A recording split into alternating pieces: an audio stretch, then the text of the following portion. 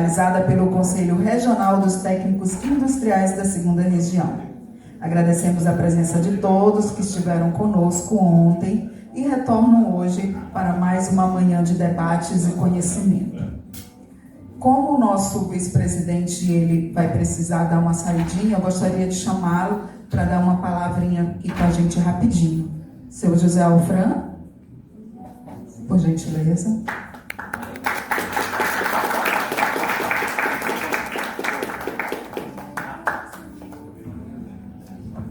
Bem, pessoal, bom dia. Primeiro, eu quero parabenizar aqui a todos presentes, né, por participarem desse evento de regularização fundiária. Como eu já tinha falado para a Cléris, eu não vou poder ficar porque eu tenho outro compromisso, agora é 10 horas. Né? Eu passei aqui mais porque a gente tem que assinar a ata da reunião da diretoria que ocorreu aqui.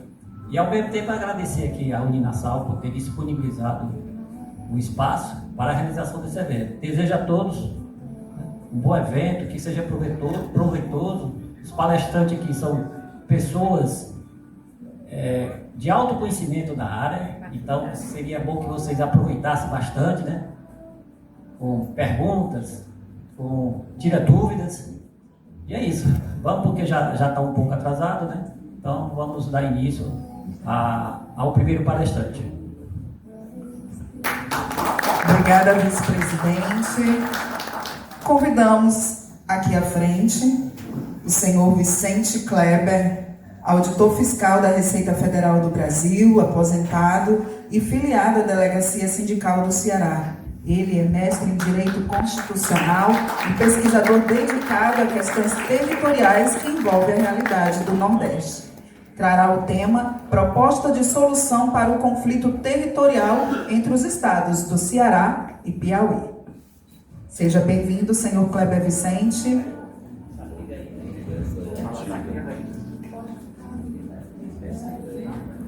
Bom dia a todos.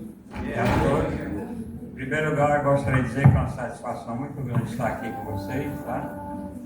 Para mim é um desafio, eu sou da área tributária, né, constitucional, trabalhei mais de 30 anos na administração pública estadual e federal, tá, na área tributária, mas também falar sobre esse conflito territorial entre o Ceará e o Piauí é um desafio muito grande, até porque eu também gosto muito de história, né? E o período que eu estive na Amazônia, trabalhei em Roraima, em Rondônia, inclusive a minha família é de lá, minha esposa, minha filha, Carla Nubes, inclusive é advogada.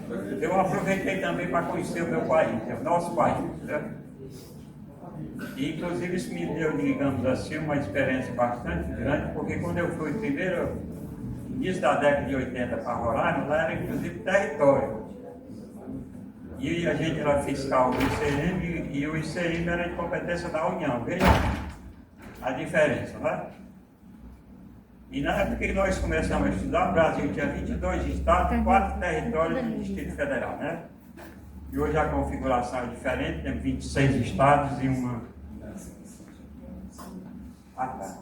Então já posso começar, né? As perguntas você pode deixar para o final ou pode ser... Fez bem o seu Vicente falar sobre a questão das perguntas. Como a gente terá uma mesa redonda após as duas palestras, vamos deixar as perguntas para a mesa redonda, tá bom? Combinado? Então tá certo. Estamos combinados. Então eu vou começar, viu? Como faço aqui, beleza?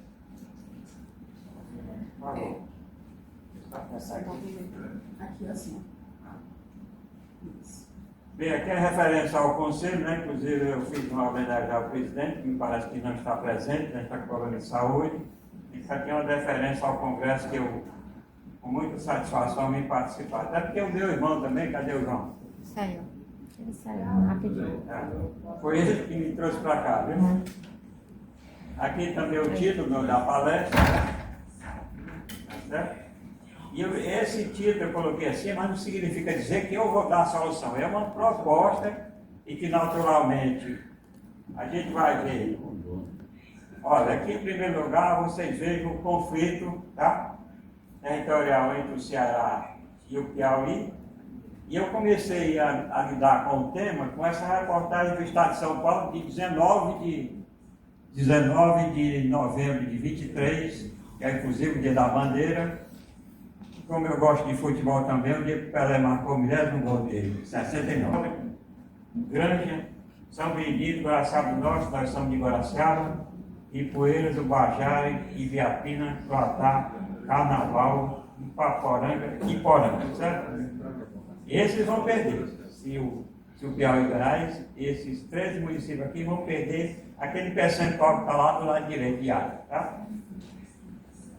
E esses municípios do Piauí, que são 8, né? Pedro II, Luiz Correia, Pirarucuca, Cocal, São Miguel do Tapuio, Buritim dos Montes, Cocal dos Alves, São João da Fronteira.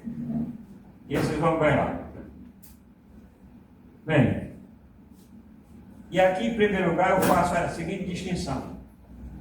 Essa reclamação do Piauí contra o Ceará não se trata de uma questão separatista, como soube muito bem no Império nós tivemos, por exemplo, Confederação do Equador, 1824, tivemos a Farroupilha de 1835 a 1845, foi praticamente uma guerra lá no Rio Grande do Sul, querendo se separar do Brasil. Então isso não se trata disso. Nem também da possibilidade de que trata o artigo 18, parágrafo 3º da Constituição Federal de 88, que diz o seguinte, que os estados voluntariamente podem, com base numa lei e num plebiscito e aprovado pelo Congresso Nacional, formar novos estados ou desmembrarem voluntariamente. Tá? Então que nós tivemos vários estados criados aí, né? Tocantins e outros que foram criados. Né? Nós tínhamos 22, nós temos 26. Tá? E outra coisa, mais lá no final, quando eu estiver falando da Primeira República, que foi 1889 a 1930, nós vamos ver que tem um artigo 4 que vai parecer com esse aqui. Quer dizer, já tem esse dispositivo lá, viu? Eu também coloquei ali uma diferença entre confederação e federação. Porque numa confederação, por exemplo, quando os Estados Unidos, depois de se tornar independente, em vez de eles formarem uma federação, eles formaram uma confederação.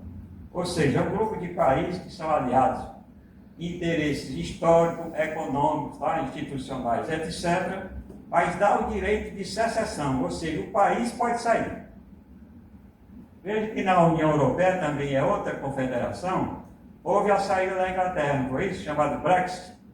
Então, numa confederação, o país que fizer parte pode sair, sem nenhum prejuízo, sem nenhuma penalidade. Já na federação, não.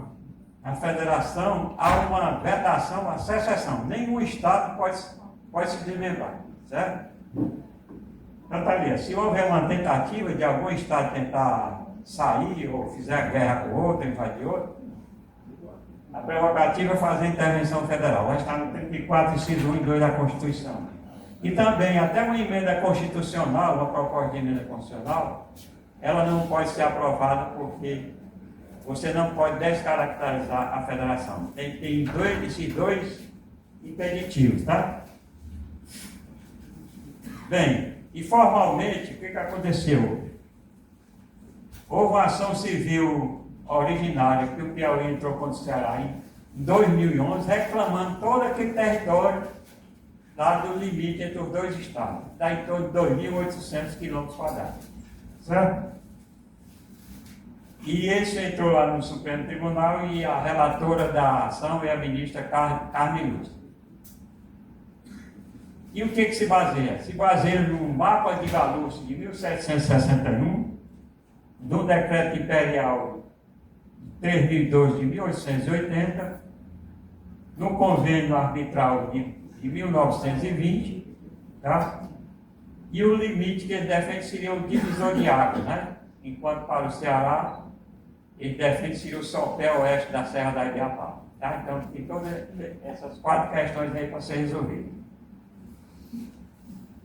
Bem, e o governo aqui do Ceará ele também tomou providência no sentido de criar um grupo de trabalho, né? Já que a defesa do Estado é feita pela Procuradoria-Geral do Estado, e também ele convocou vários órgãos da administração estadual, como Controladoria, Ouvidoria Geral do Estado, IPES, Instituto de Pesquisa e Estratégia Econômica, e SEMAR, Superintendência do Meio Ambiente. Então, são medidas acertadas na medida que, se você vai defender o seu Estado, tem que ter uma equipe técnica preparada para fazer. Ok? Bem, e aqui eu vou a cronologia do processo. Tá? Em 2011, o Piauí entrou com a ação civil originária de 802 junto ao STF. Depois, o IBGE fez um trabalho técnico para atender a CCA, Câmara de Conciliação e Arbitragem da AGU. A AGU é a Advocacia Geral da União. Tá? Determinando uma área divisória piloto entre o Poranga, o Ceará e o Piauí, e usou uma metodologia, como está lá, geográfica, culturais e sociais, que o trabalho de campo resultou favorável ao Ceará. E quando ocorreu isso, o Piauí saiu da conciliação, tá? Porque era desfavorável a eles, e aí continuou com a ação do Supremo de 831, tá? Já que seria desfavorável ao Estado do Piauí. E ali uma indicação que o ministro Toffoli pediu a realização da perícia técnica. Eu acredito que houve algum problema, já que a relatora era a ministra Carmen, é que deveria ter pedido isso, né? Mas deve ter havido algum problema no Supremo, que é ele que pediu o Toffoli em vez de ser a ministra Carmen. E em 2023, o Exército informou um relatório, né, feito em 2016, deve ser considerado despesa sobre o aspecto orçamentário, e está aí a metodologia que eles usaram, né? Planejamento, imageamento, né? Vai ser de imagem, né?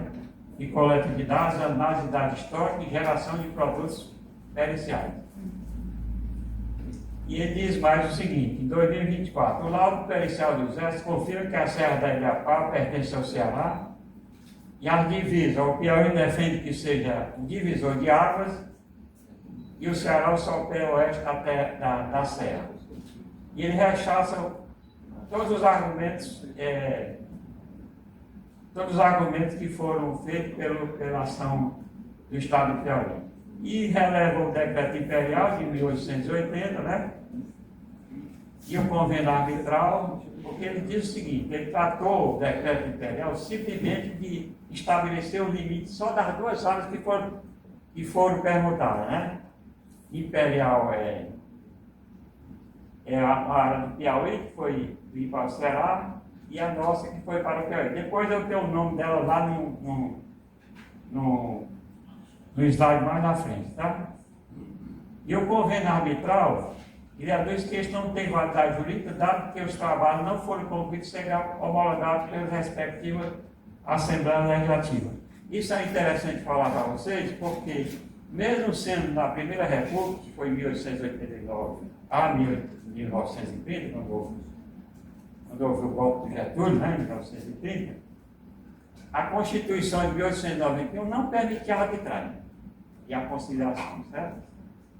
Já nós vamos ver que no Império tinha conciliação, tinha arbitragem, mas eles não entraram para esse dispositivo, entraram apenas com um projeto na Câmara Federal, em 1827, depois isso passou mais de 56 anos, e esse decreto foi ser expedido pelo imperador Dom Pedro II em 1880, portanto 56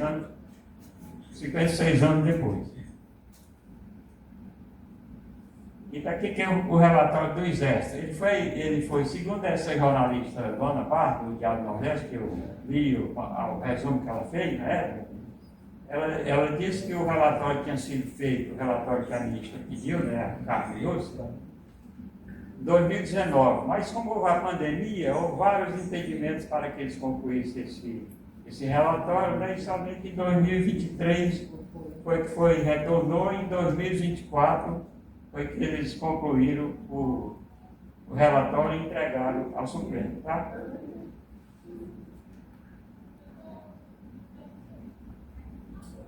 Aí ele diz mais ainda: o relatório não determina quem pertence à terra em disputa, porém oferece 5 opções para a solução do litígio. Ainda é incluído mais umas regiões complementares, né?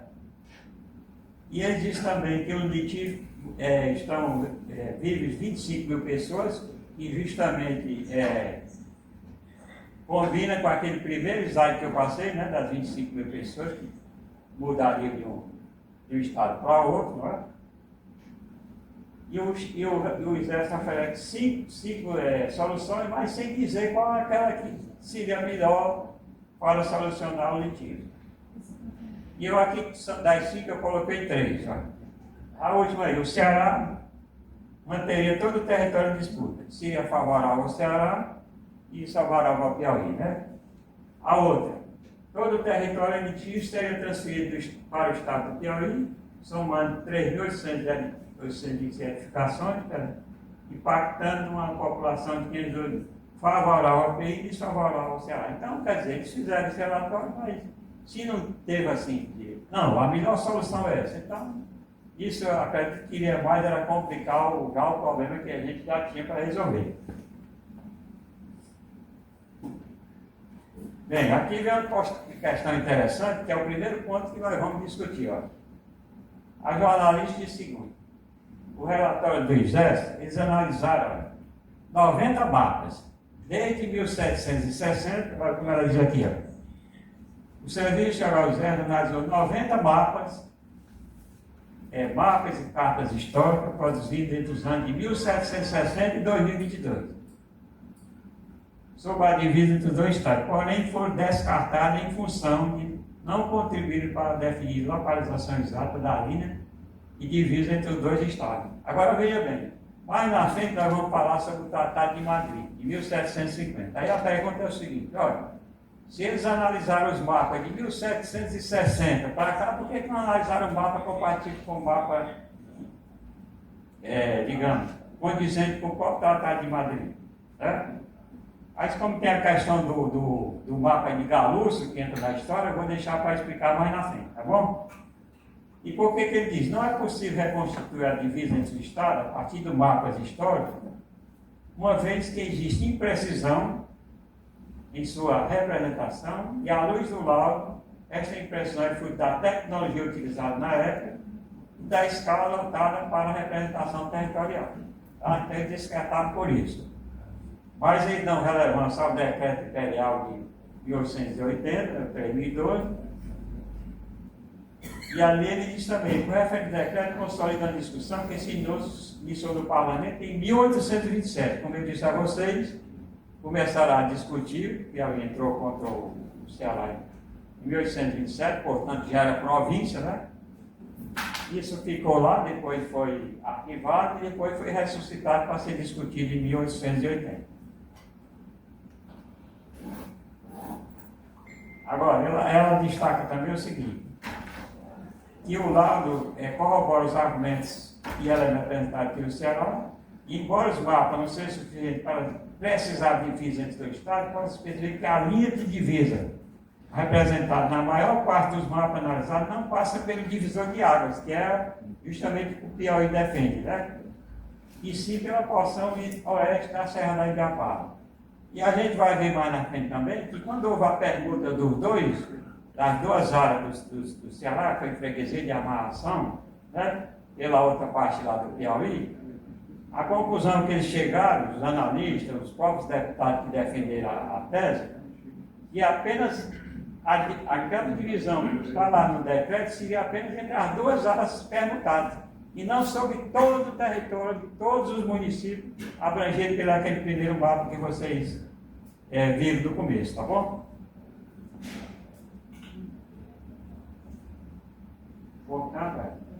Verifica que a intenção dos deputados da época era de definir os limites somente nas áreas citadas e não em toda a extensão da terra da Ibiapaba. Tá? E é o que o Piauí deve ser considerado toda a extensão, o que eles defendem que seria o sol de água, né? A parte da divisa entre os dois estados.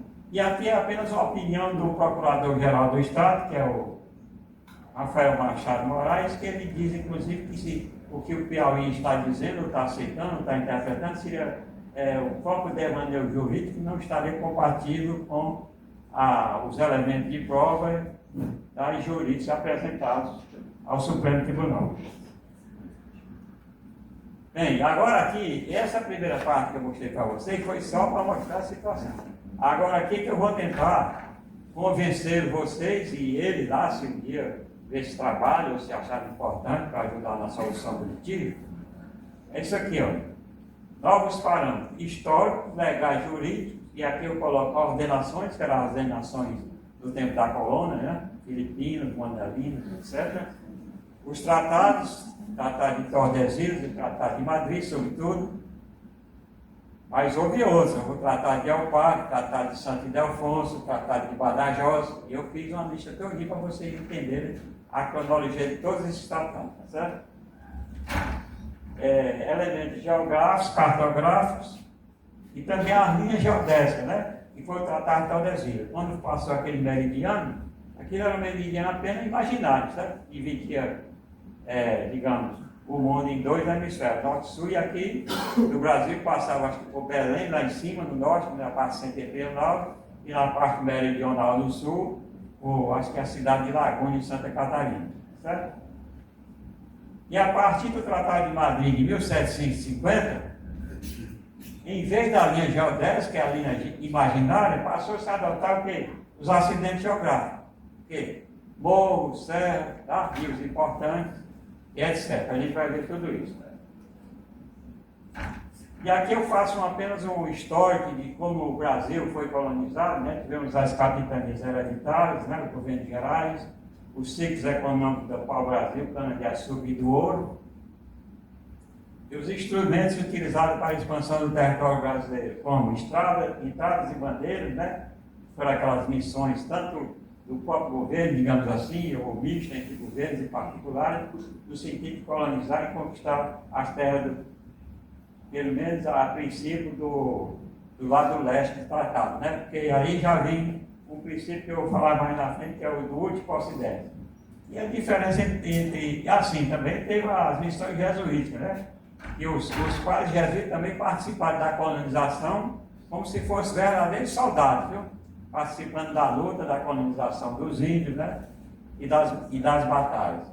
Então, é verdade que quando o Marquês de Pombal assumiu o governo lá em Portugal, ele expulsou os jesuítas, acho que foi em 1759, do Brasil, tá bom?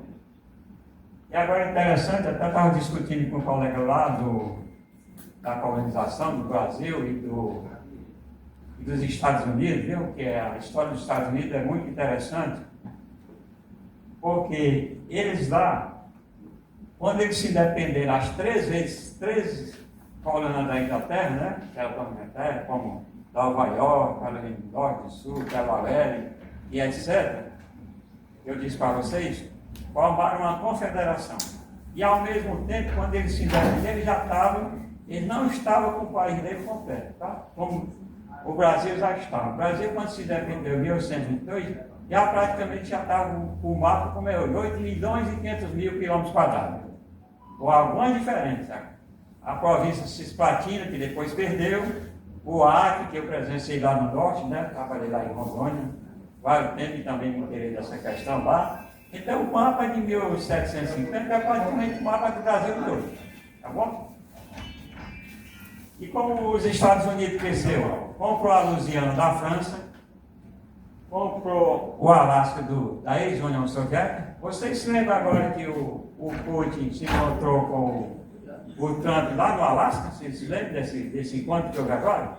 Porque ele se sentiu mais seguro, né? Fazer o encontro com o presidente dos Estados Unidos no Alasca, que foi um ex-território da União Soviética. E também através de guerra, como da Espanha, a Flórida, né? E na guerra contra o México, ele ganhou o Texas, a Califórnia, a Arizona e o Novo México. Então veja aí como foi que os Estados Unidos se expandiram. E o Brasil, praticamente, digamos assim, claro que houve guerra, houve invasões aqui do Nordeste, por exemplo, dos holandeses. Eu acredito que a Uninassal aqui deve ser uma referência a uma vez de Nassau lá de Pernambuco, não é isso? E o Brasil consolidou sua expansão, ó, antes da independência, no período colonial. O Tratado de Madrid foi em 1750, quando o Brasil ainda era colônia de Portugal. E está aqui, olha, aqui eu destaco a participação. Aqui é ele fala que, tanto dizendo, a cruz e a espada juntos, né, trabalhando na colonização. Tá? E aqui as capitanias, né? Capitanias hereditárias. E eu acho que aqui já começa essa questão fundiária que vocês tanto discutiram aqui, eu acredito, né? Esses dias, né? Acredito que tudo começou aqui, quer dizer, o país dessa dimensão sendo repartido apenas por dois donatários. Aí o do Ceará, que é o Antônio Cardoso de Barros, sequer pisou aqui na nossa capitania. E aqui é interessante, ó, mostrar para vocês a cadeia de fortificações aqui, ó. Vou passar para cá para mostrar, porque aqui não dá para ver direito. Os diversos fortes, ó, que houve aqui no lado leste, ó, o Forte do Presépio em Belém, nosso Forte ali Nossa Senhora de Assunção, e lá tem uma missão, ó, ali está o símbolo, missão jesuíta, lá em Ibiapaba ali, estão vendo ali? Ibiapaba, aqui, onde nós estamos trabalhando. E aqui o Forte Nossa Senhora de Assunção, também os Reis Magos, que é no Rio Grande do Norte, tá certo? E ali é o sentido da expansão do povoamento, o povo e as missões. Bem, aqui nós vamos entrar na parte dos tratados, olha. Tratado de Tordesilhas, 1494, quais eram os limites? A linha geodésica ou imaginária, né? E o lado oeste do meridiano, o último ocidente, que ocupa tem a posse. Aqui é interessante destacar a parte oeste, o meridiano de Tordesilhas, a parte oeste onde eu trabalhei, Roraima, Rondônia, tudo foi conquistado com base nesse princípio. Praticamente não houve, digamos, batalhas, como houve lá na parte meridional do sul, no chamado, na bacia do Rio da Prata, né, onde eles tiveram várias guerras, várias disputas entre portugueses e espanhóis, inclusive com a colônia de Sacramento português e 7 povos das missões da parte espanhola. Isso aí, se vocês pegarem os livros, eles vão falar que houve guerra de mais de 100 anos de disputa entre as duas potências da época. E depois veio o Tratado de Madrid, né, onde ao invés da linha geodésica passamos a ter os acidentes geográficos, né, e praticamente definiu as fronteiras do Brasil.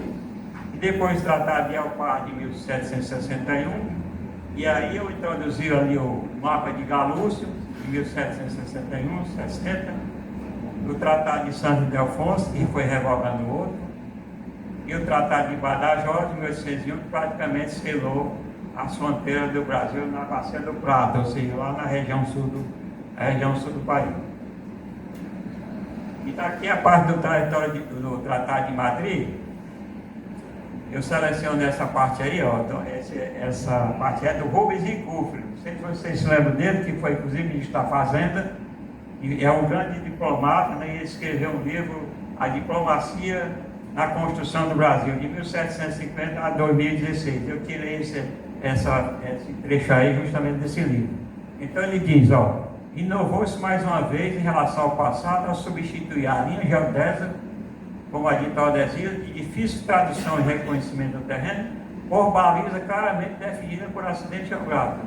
Rios importantes, montanhas, serra da Ibiapaba e divisores de água. Quer dizer, aí nós defendendo a serra e eles defendendo o divisor de água, né? Então você tem que cotejar todos os elementos de prova e ver qual aquele que vai estar compatível com a realidade de fato e também com a situação jurídica que o caso requer. E está aqui também eu trago essa controvérsia do Capistrano de Abreu, que eu acho que ele é até aqui de Maranguape, não sei, mas daqui de Maracanaú. Maranguape, né? Então o Capistrano de Abreu é um grande historiador, inclusive ele é citado por historiadores também do sul, do sudeste do país, tá? Então ele diz, olha, a linha meridiana, que até então vigente pelo menos dos instrumentos públicos, seria substituída por limites naturais, tomando por baliza as paragens mais conhecidas para que em tempo nenhum se confundissem. Nem desse ocasião a disputa, como são a origem do curso de rios e os montes mais notáveis. Tá certo? Então ele também deixou essa consideração muito importante. E aí, esse daí já é um autor lá do sul do país, que é o Luiz Alberto Moinho de Bandeira, e ele escreveu sobre a expansão do Brasil e a formação do estado da Bacia do Prata. Eu tive também que consultar isso, porque é bastante diferente da nossa colonização aqui. Então ele diz, a expansão territorial da América Portuguesa alcançou ápice entre os fins do século XVII, mais precisamente na fundação de Colônia do Sacramento, como eu falei, que era um posto avançado, digamos assim, dos portugueses, ocasião em que as primeiras grandes descobertas de ouro também ocorreram na primeira metade do século XVIII. Com a assinatura do Tratado de Madrid, em 750, o Estado brasileiro já projetava geograficamente sua silhueta, e poucas modificações sofreria no curso da história, certo? Então, e aí, outro autor também que reforça aquilo que nós dissemos antes. E tem uma passagem interessante que vou dizer para você, é o seguinte: como as duas potências trabalhavam, vamos dizer, para dominar o mundo em duas partes, isso ocorreu também na época a época do capitalismo, chamado de mercantilismo, né? Então o mercantilismo preconizava o quê? Uma balança comercial favorável, ou seja, exportações maiores que exportações, e também bastante colônias, né? Quer dizer, um país naquela época, ele seria rico se tivesse muitas colônias e se também tivesse uma balança comercial favorável, sobretudo com a acumulação de metais, de prata e de ouro, tá certo? Então tinha as minas de Potosí, lá perto do Peru, que hoje você pode dizer que seria na Bolívia. Eram justamente essas minas de Potosí que davam justamente o suporte necessário para essas duas potências se sobressaírem. Pois bem, a partir do século XVII, fim do século XVI, essas minas começaram a decair a sua produção. E ao mesmo tempo, lá em Minas Gerais, na Bahia, começaram a descobrir o ouro do Brasil, né? Nós tivemos o ciclo do ouro. Então, com isso, Portugal começou a sobressair-se sobre a Espanha devido à descoberta de ouro aqui no Brasil, na região de Minas Gerais. Então, isso foi muito importante e Portugal passou a ter mais condição de competitividade frente à Espanha. Tá certo? E está aqui eu vou fazer uma homenagem a uma historiadora lá de Rondônia, a professora Ieda Pinheiro Bosakov, que ela escreveu muitos livros sobre a região, sobre Porto Velho, sobre a colonização de Rondônia, etc. E ela escreveu um livro sobre a estrada de ferro Madeira Mangoré. Se alguém tiver curiosidade depois de entrar no YouTube, eu tenho um vídeo sobre o centenário da estrada de ferro que eu fiz em 2012. Então ela escreveu, quando ela fez a cronologia ali da estrada e do tratado, ela botou 1750, o Tratado de Madrid determina as fronteiras brasileiras. Ela escreveu em português, escreveu em inglês e escreveu em espanhol. Daí devido à importância que ela deu a esse fato de, a partir do Tratado de Madrid, ter se estabelecido as fronteiras do Brasil. E está aqui, olha, o Tratado de Madrid, você vê, né? Interessante aqui, bem aqui, ó, não dá para ver muito bem. Aí vem aqui, tem o Forte Príncipe da Beira, bem aqui, ó, Forte Príncipe da Beira, que é justamente o forte que eles construíram depois que foi estabelecido os Tratados de Madrid, porque nós vimos aquela cadeia de forte aqui no Nordeste, né? E esse aqui foi construído depois que estabeleceram as fronteiras justamente a partir do Tratado de Madrid, tá? Pouca gente desconhece esse forte, né? Porque realmente os livros de história sequer fazem referência. Bem, e aqui eu faço um resumo de todos os tratados. Olha, Tratado de Tordesilhas de 1494, Ut Possidetis, quer dizer, aquele que ocupa tem a posse, naturalmente, a propriedade e o domínio, né? Os limites eram geodéticos, imaginários, e passamos o Tratado de Madrid para permanecendo o Possidetis, então os limites geográficos, como eu já falei. Depois veio o Tratado de Alpardo, que anulou o Tratado de Madrid. E depois Santo de Ildefonso, 1777, que anulou o Delpar e estabeleceu o Tratado de Madrid, e depois de Badajoz, que selou as fronteiras na Bacia do Prata. Depois de todas aquelas guerras que eu falei, inclusive com a participação dos jesuítas e também dos índios, né? Os índios guaranis. E aqui vem uma questão, olha, se você tem no sistema brasileiro, do ordenamento jurídico brasileiro, inclusive na lei de introdução ao Código Civil, e hoje a lei de introdução à norma do direito brasileiro, ele vai dizer assim, se você tem uma lei A, depois vem uma lei B e revoga aquela lei A, e depois vem uma lei C e revoga a lei B, aí ele pergunta, a primeira lei que foi revogada, ela volta a se restabelecer? Não, ele disse que não, porque não há repristinação no nosso direito. Mas aqui, a conclusão que eu tirei, isso não é definitivo, né? Eu estou levando o debate para vocês, para os estudiosos e vocês que estão aqui assistindo. Como todos esses tratados foram revogando o anterior, tá? E depois os historiadores, todos dizem que o tratado aliás, o mapa que você vai levar em referência é o do Tratado de Madrid, é como se todos aqueles fossem anulados nos anteriores. Então eu coloquei, ó, o que prevalece é o Tratado de Madrid, com aqueles princípios do último considero, os acidentes geográficos, que vai prevalecer. Não mais a linha imaginária, mas o quê? Os divisores de acidentes geográficos, montanhas, rios importantes, morros e etc. Tá? Isso eu deixei assim, que é a conclusão que eu tirei. Mas se alguém dizer, olha, Vicente, tem um livro aí que fala que não pode ser, e pode mandar para mim, que depois eu reviso o que eu falei. Mas por enquanto permanece essa conclusão, tá?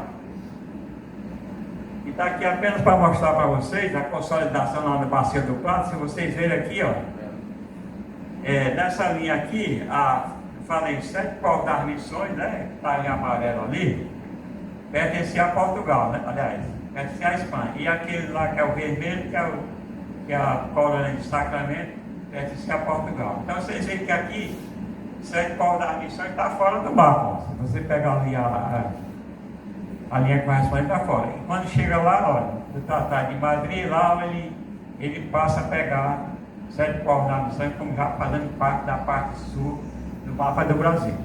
Tá bom? Quer dizer, isso ali foi praticamente 50 anos de guerra, de disputa entre as duas potências da época. E o próprio Rubens Recupero diz o seguinte: poderia ter sido evitado ter se aceito logo que a linha divisória dos dois que prevaleciam para as duas potências deveria ser o Tratado de Madrid, ter se evitado tanta guerra, tantas perdas humanas, né? Mas muitas vezes uma parte perdia aquele território na batalha e depois ganhava na diplomacia, na mesa de negociações, tá certo? Aí vem o mapa de Galuz, certo? Esse mapa de Galuz é interessante porque é o seguinte: eu tinha pesquisado, inclusive no livro do Lauretino Gomes, que ele escreveu vários livros aí sobre o Brasil, 1808, 1889, né? 1822, e no 1808 eu comecei a ler e disse, olha, naquela época das colônias, Portugal, a coroa portuguesa, dificultava o interrelacionamento das colônias, não permitia construir estrada para impedir que se roubasse o ouro, né? E também a comunicação. E eu disse, então, nesse sentido, eu acho bem difícil que alguma das colônias tenha feito alguma reclamação lá no Poder Central, né? Mas depois o João mandou um trabalho do colega João Bosco Gaspar, que ele é um geógrafo, historiador lá de Tianguá. E aí eu disse, rapaz, se eu não olho esse trabalho, eu ia falar besteira aqui para vocês hoje. Porque ele faz uma análise circunstanciada desde quando o Piauí fez essa reclamação perante o coroa português. Já está na 8ª reclamação dele. Viu? Essa ação aí que está no Supremo, essa ação 1851, já é a 8ª ação que o Piauí entra contra o Ceará tentando, digamos, ficar ou restabelecer essa parte do território que eles dizem que tem direito, tá? Então, o mapa de Galúcia, olha, que ele chama Carta é um documento contestado desde o seu nascedor. Desde quando foi feito esse mapa, ele já é contestado, inclusive por autoridade do próprio Piauí. Ali, onde ele cita. Ele diz também, se o mapa da capitania do Piauí levantado em 1761, né? É a mesma data daquele tratado de El Pardo que eu mostrei. Estão vendo aí? 1761. Ele obedeceu aos ditames do Tratado de Madrid. O engenheiro Henrique Galuzzi, que ele era italiano, estava descumprindo as regras do Tratado de El Pardo. Tá? Então ele estava sob a vigência daquele tratado que tinha revogado o outro. Então como é que ele poderia fazer aquele tratado baseando no que estava revogado? Né? Então ele contesta isso aí. E já não teria validade jurídica. Tá? Ele diz assim, o mapa de Galuzzi, como já foi dito, é objeto de contestação desde o seu nascedor, inclusive por autoridade da própria recém-instalada capitania de São José do Piauí. Olha aí, que a própria capitania do Piauí contestava a validade jurídica desse tratado, né? Desse mapa. E aí ele traz, inclusive, uma crítica feita pelo do ouvidor-geral da capitania do Piauí, chamado Antônio José Moraes Durão, no ano de 1772, uma década após a publicação do mapa. Ele diz, sobre a carta de Galuzzi, Durão enfatiza, tem pouco de sabe.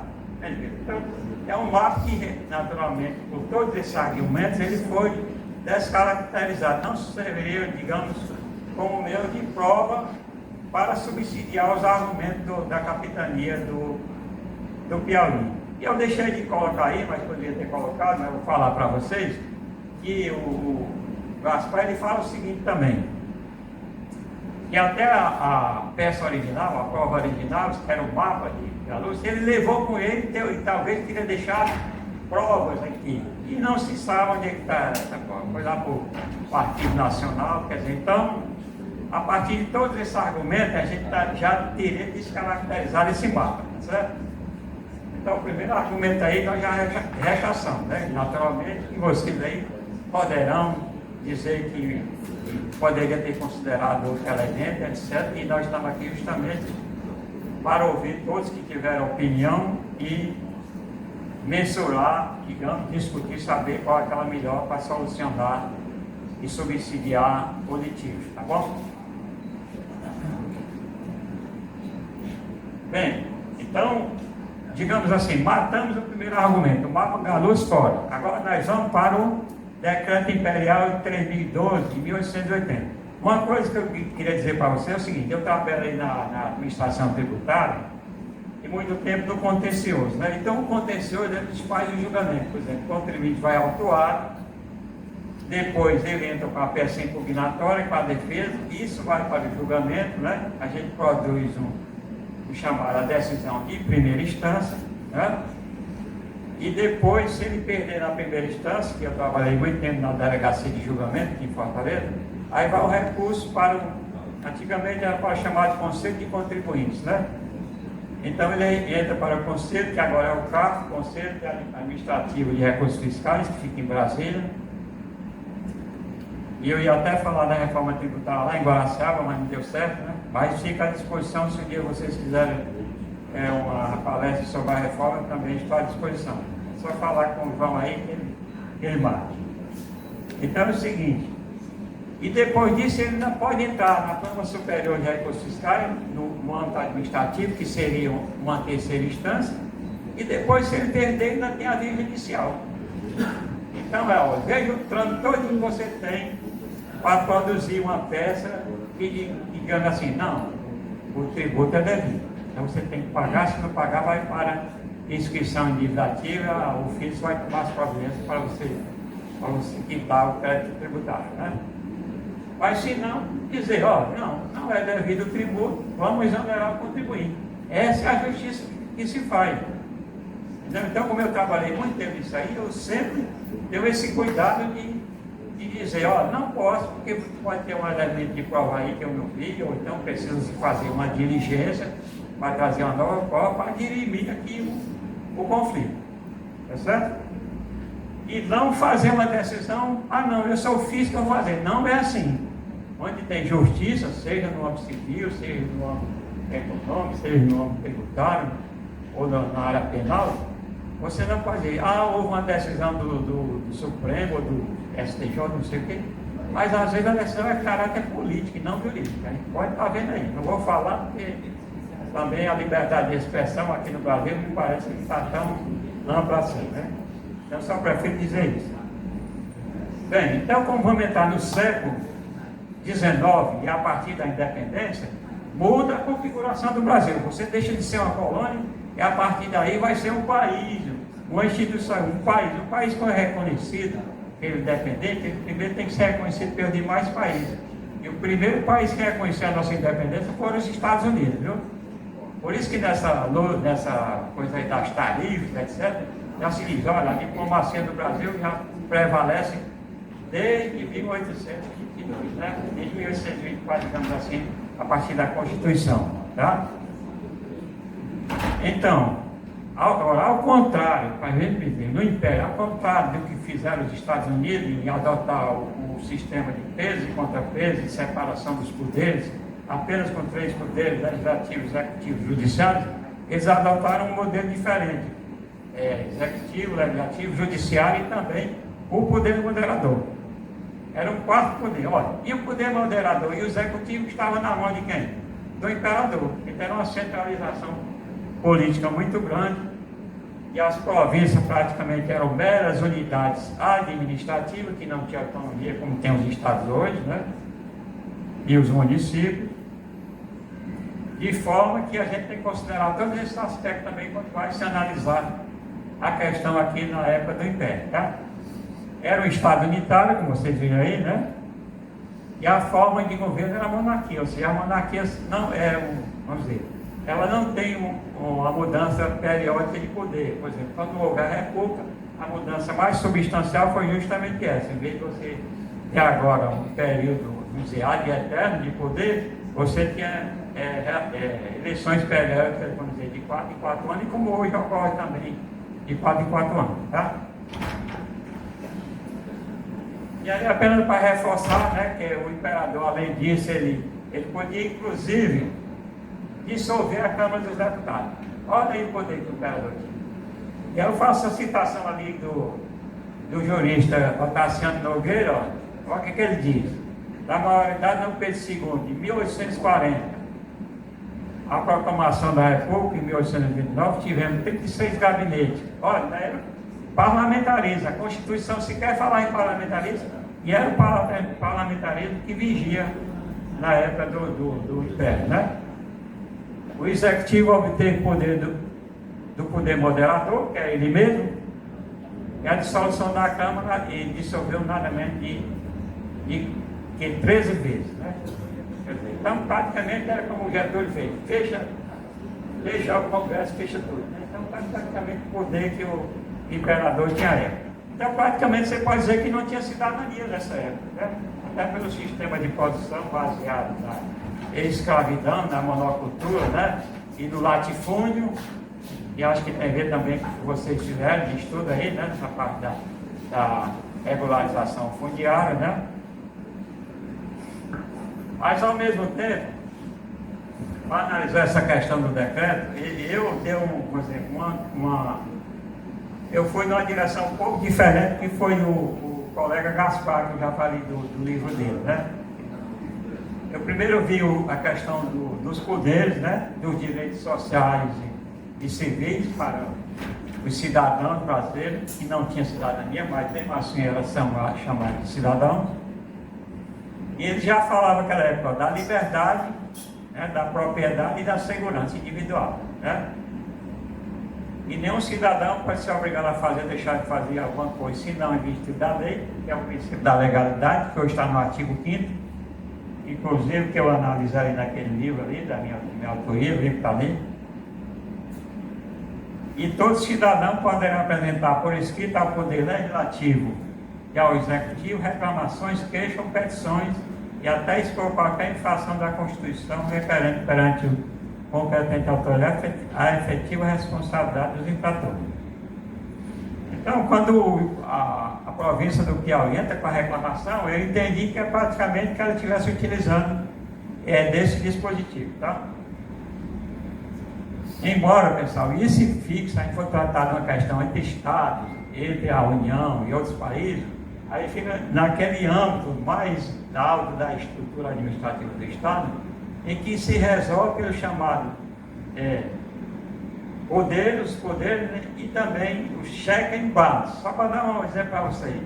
Você diz assim, o poder executivo administra, mas ele também tem a iniciativa de levar para o Congresso a apreciação de uma lei. Por exemplo, uma lei tributária, a iniciativa é do poder executivo. Né? Ele também pode querer vetar aquela lei quando é aprovada e pode também sancionar. Pode fazer isso? E a função do legislativo é o quê? Eminentemente produzir leis em favor do Estado e da sociedade. Mas o que o executivo faz? Aliás, o que o legislativo faz? Ele fiscaliza o executivo e no plano federal com a ajuda do Tribunal de Contas, não é isso? Então veja, tem as chamadas funções típicas e atípicas. E o Supremo, que é fazer justiça ao caso concreto, ele apreciar a inconstitucionalidade das leis e de atos do executivo. Então tudo isso é desse âmbito, tá certo? Inclusive, nem todos nós não podemos entrar com ação pelo sistema constitucional de constitucionalidade. Está lá no artigo 103 da Constituição. Somente o Poder Executivo, o Poder Legislativo, as câmaras, líderes das câmaras, etc. Os governadores, nenhum de nós vai entrar. Bem, e aqui é interessante também, quando eu falei aqui do Poder Judicial, que nós chamamos Poder Judiciário, né? Ele já fala do Poder Judicial, e interessante o artigo 160 e o 161, olha. Ele diz assim, nas causas civis ou nas penais civilmente intentadas, poderão as partes nomear juízes árbitros, já podia ter arbitragem aí, tá? Quer dizer, dentro do próprio Império teve essa digamos, esse avanço, digamos assim, em termos de julgamento, né, em termos de apreciação dos processos, já admitindo a arbitragem como meio de solução de controvérsia.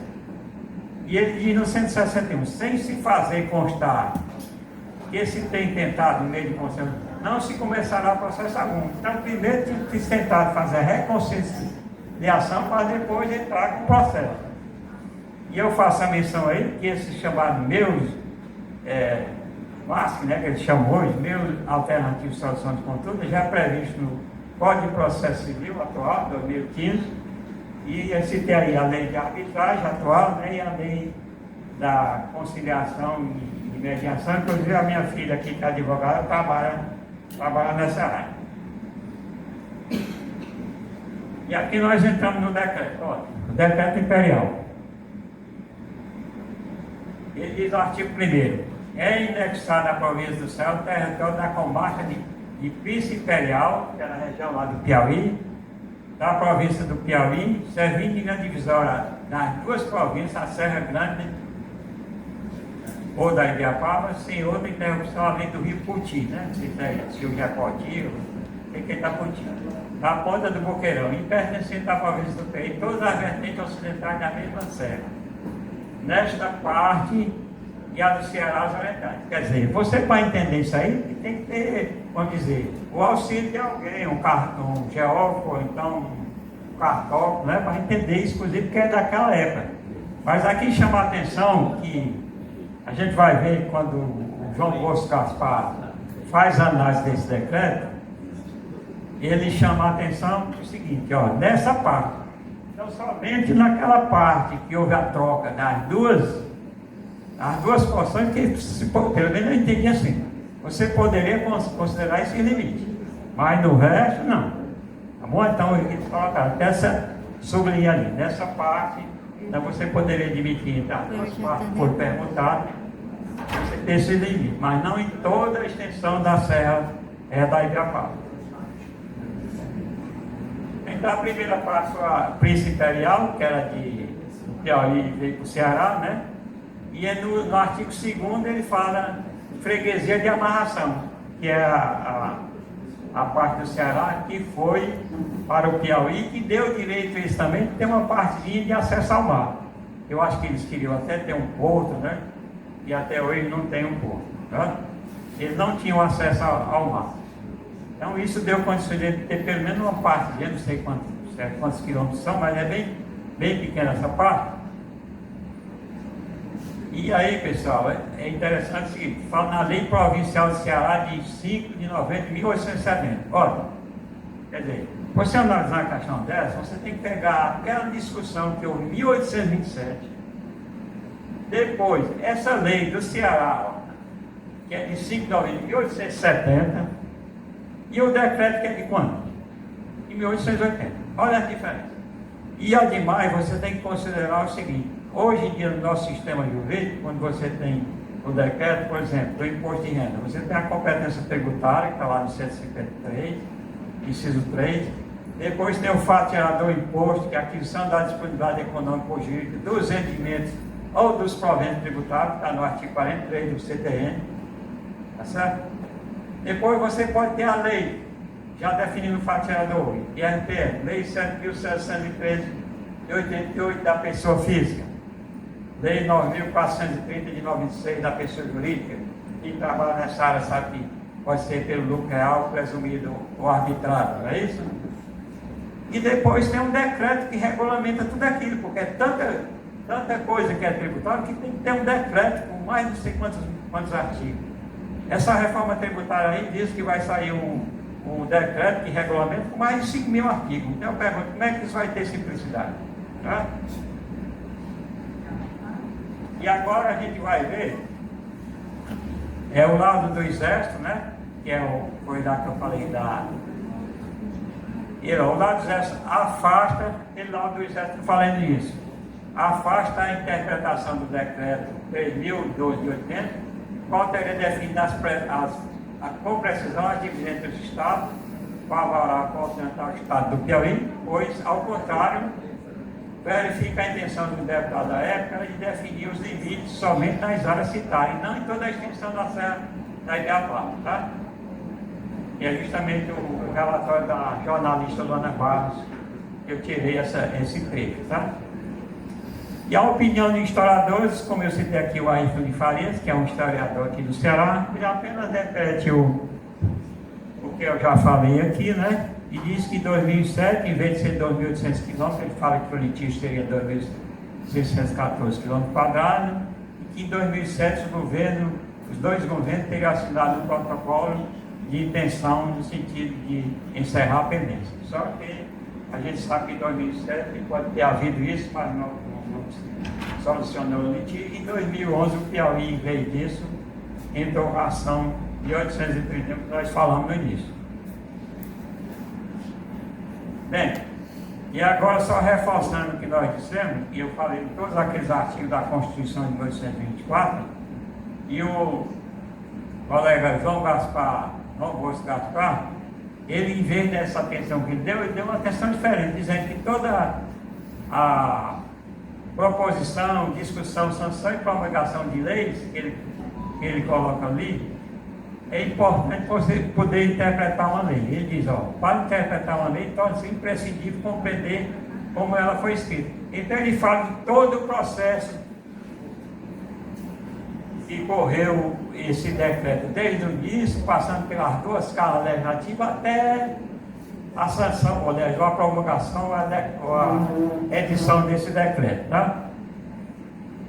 E ele diz assim, o artigo 62 que ele chama a atenção: se qualquer das duas câmaras, concluída a discussão, adotar inteiramente o projeto que a outra câmara lhe enviou, o reduzirá em decreto. Então ele já pega aquela lei e reduz em decreto.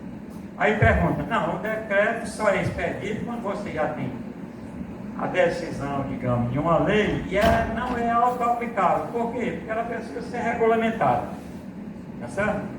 Mas aí não, era a própria lei já reduzida no decreto. Quer dizer, eu entendi aí como mais um poder que é dado ao imperador naquela época, para ele poder decidir as questões que poderiam ser decididas somente pelo Congresso e ele somente depois vetar ou sancionar. Mas lá no artigo 102 eu coloquei, o imperador como chefe do Poder Executivo competente para expedir os decretos, instruções e regulamentos adequados à boa execução das leis.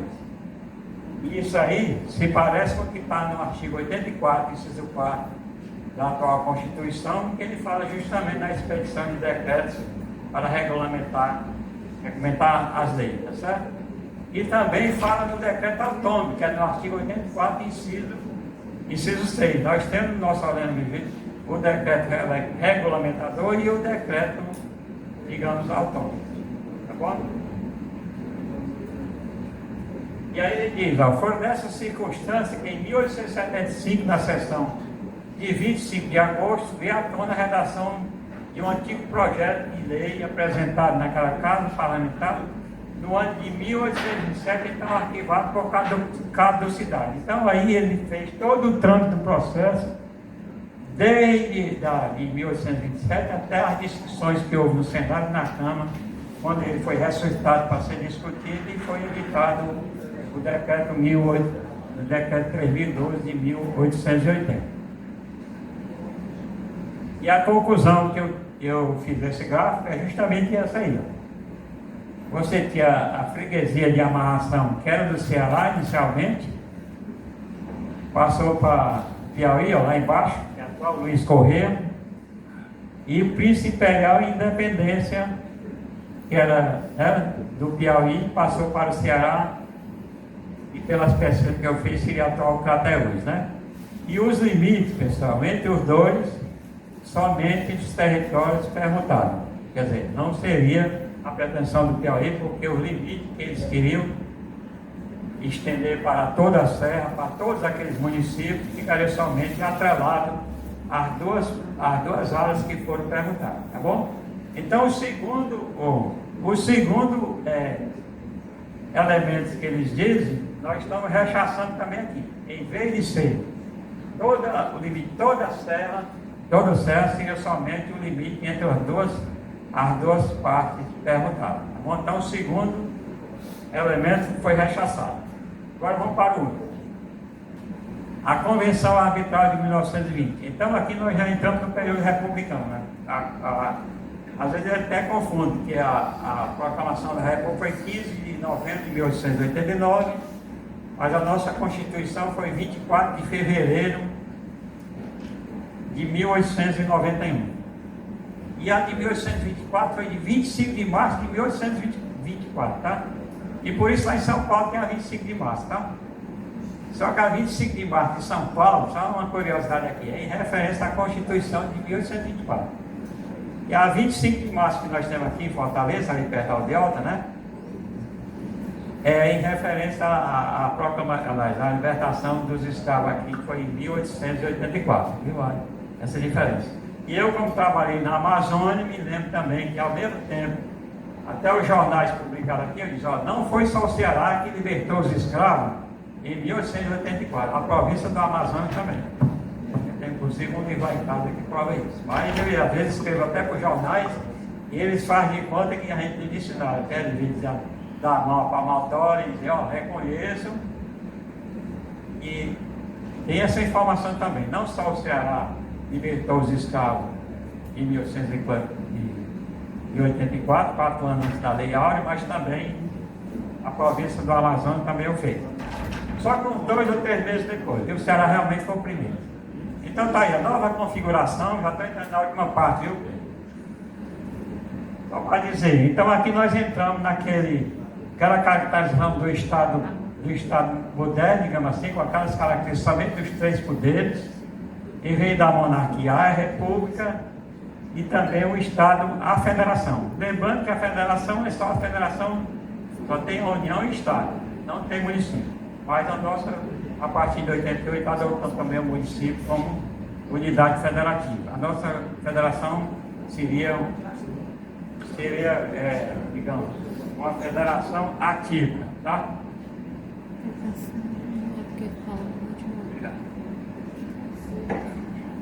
Vou na última parte, pessoal. Estou mais a paciência de vocês aí.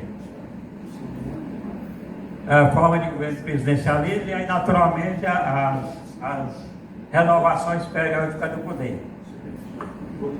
E está aqui, ó, aquilo que eu falei no início, ó, artigo 18, parágrafo 3º da atual Constituição, comparando com o artigo 4º da Constituição de 1891. Já dizia, os estados podem incorporar-se entre si, subdividir-se ou desmembrar-se para se anexar a outro ou formar um novo estado, mediante a quiescência das respectivas Assembleias Legislativas, em 2 sessões anuais sucessivas, e a aprovação do Congresso Nacional. Aqui eu vou passar rápido, que é para a gente terminar, tá bom?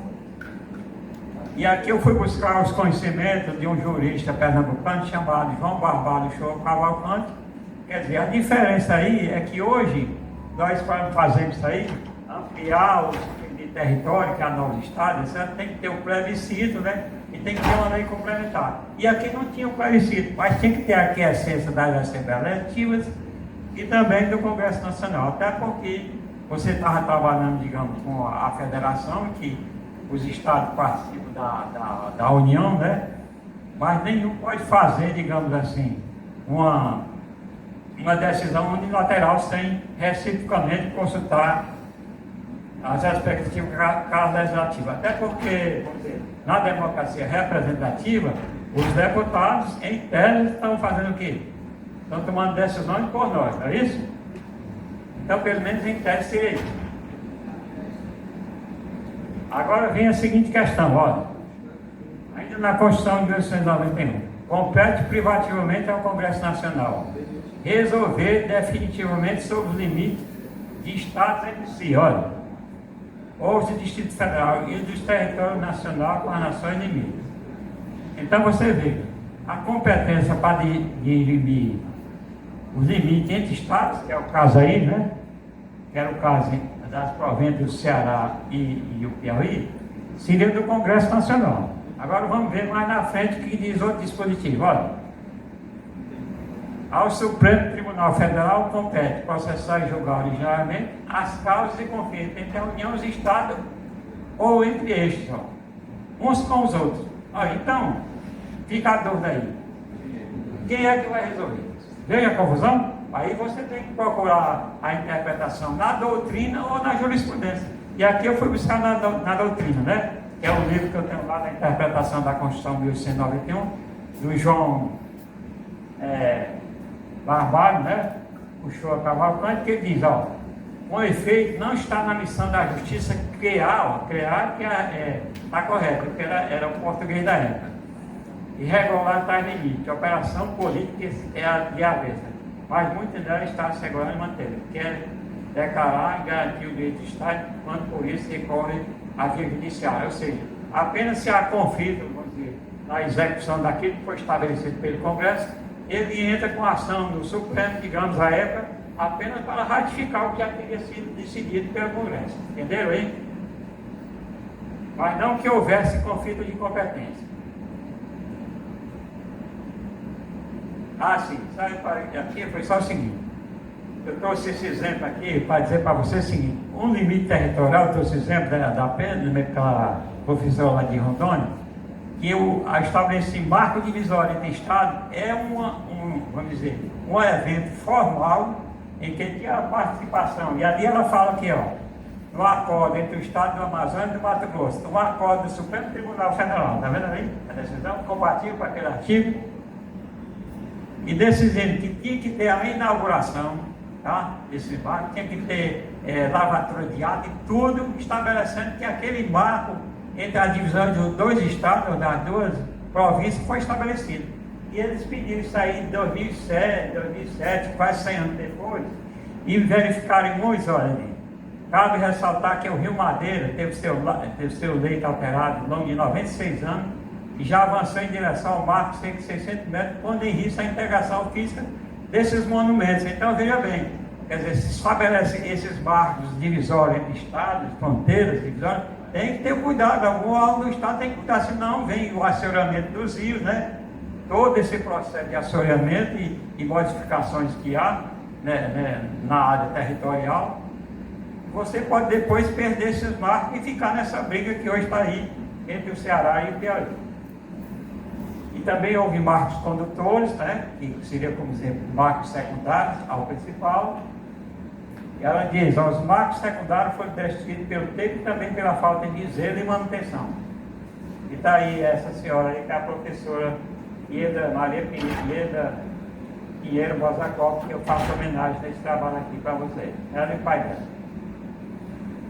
E para terminar, pessoal, olha, nós descaracterizamos o primeiro, que foi o mapa de Galuz, descaracterizamos o decreto imperial de 1880 e agora a Convenção Arbitrária de 1920. Olha. O Exército diz, não foi gerado um documento com valor legal com poder para pôr fim ao litígio. Tudo bem. E sequer foi homologado pela Assembleia Legislativa do Estado. Tá? E com o fundamento seria o artigo 4º da Constituição de 1891, que é parecido com o artigo 18 da Constituição de 1988. Tá? E eu termino dizendo o seguinte: se pudesse considerar o contrato de que assinaram o laudo do Exército, toques tais, quanto ao fato de não ter sido gerado um documento com valor legal que pudesse subsidiar o fim do litígio, ou ainda a falta de homologação pela respectiva Assembleia Legislativa, mesmo assim não se poderia aceitar a Convenção Arbitral de 1920 como válida para solucionar o litígio em questão, porquanto o ordenamento jurídico da Constituição de 1990 não previu arbitragem como meio de solução do litígio da controvérsia para esse propósito. Daí porque a referida convenção não pode ser aceita para tal finalidade. Justamente porque a Constituição de 1891 não estabeleceu a arbitragem como meio de solução desse conflito. Se ela tivesse o Piauí entrado com essa arbitragem pelo Império, a Constituição Imperial, que nós vimos lá, teve 160 e 161 previu, eles teriam o direito. Mas não pela Constituição de 1891. Tá certo? Esse é o meu entendimento. E tá aí, pessoal. Obrigado por tudo.